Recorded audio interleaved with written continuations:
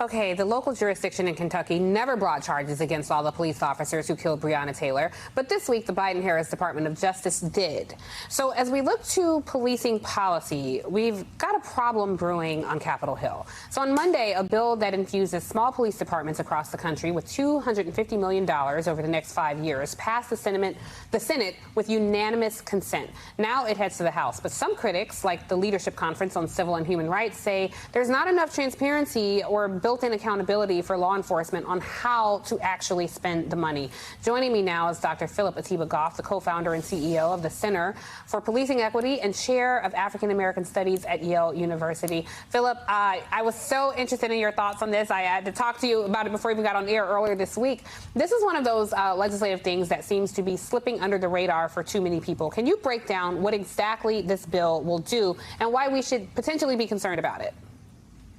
Yeah, so this is the Senate version of a couple of bills that are going around. There's House versions of the same that would give more money to small departments to allow them to hire and train more officers. Now, in both versions, the House versions and the Senate version, there's some encouragement to also collect some data to see if maybe they're racist if they want to. And what I mean by that is that in the Senate version of the bill, the language is, hey, we would love you to collect some data on racial discrimination in what you're doing, but understand that small departments are small. It's really hard for you to collect data. So maybe if you feel like it's too difficult, it's just an advisement.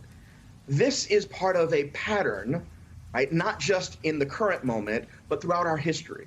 So I want to take us back briefly to 1968, when the Kerner Commission came out after there were a whole bunch of uprisings across black communities in direct response to police violence and racism. What did the Kerner Commission said?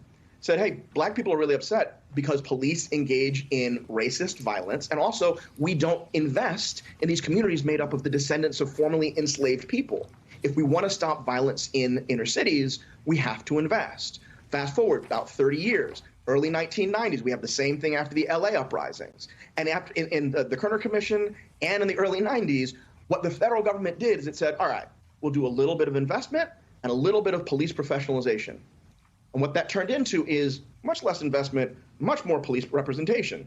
And then how about we fund a lot of policing and nothing in those communities, or almost nothing in those communities? So there's incremental progress on police accountability, almost nothing for community investment that prevents the need for crisis in the first place, and a huge expansion of our criminal punishment systems. And I'm very glad that there are folks on the House side, at the very least, and many folks who are skeptical on the Senate side, even though it passed with unanimous consent, who are saying we don't want to repeat these mistakes of history.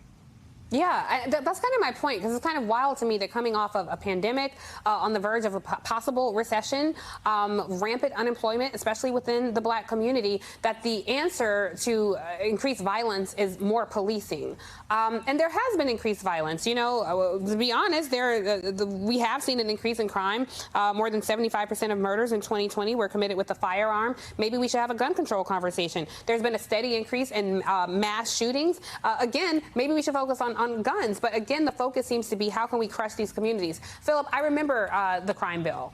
You and I are a similar age, I believe. And I remember there were black mothers and grandmothers and a lot of black folks saying, hey, I don't care what you have to do, but clean up this community because my kid has to walk to school, or I'm raising my grandchild because my daughter got on drugs. And they were innocently asking. They did not realize that they were asking the system that oppresses and crushes them to save them. And that does not always work. And I think I see a lot of that now when people get nervous about this defund the police mantra that is not a Democratic policy, but a slogan from some insightful activists.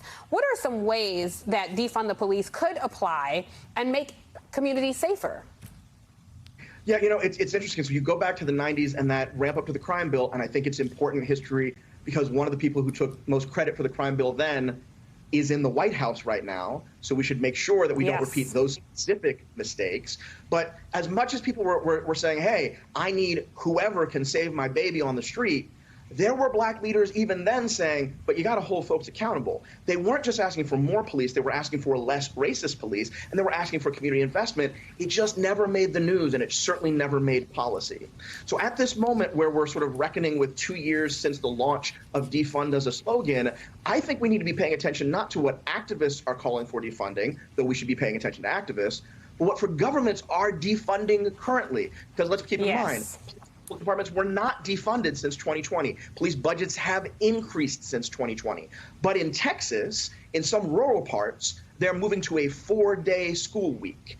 In Florida, they're asking for veterans who have no teaching credentials to move into schools. So we are actively defunding schools just without the slogan. We're actively defunding our mental health resources, our substance abuse resources, and our resources for homeless folks.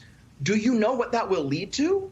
More folks in situations where they'll need to call out for crisis, which will lead to people saying, well, we need police for this. This is not something you can't predict. When you take away the resources from the most vulnerable, you're going to end up with more crises. When you end up with more crises, you can either solve the root problem or you can pay for people to clean it up and make sure you don't see it. That is what we fund police to do. We should stop doing that.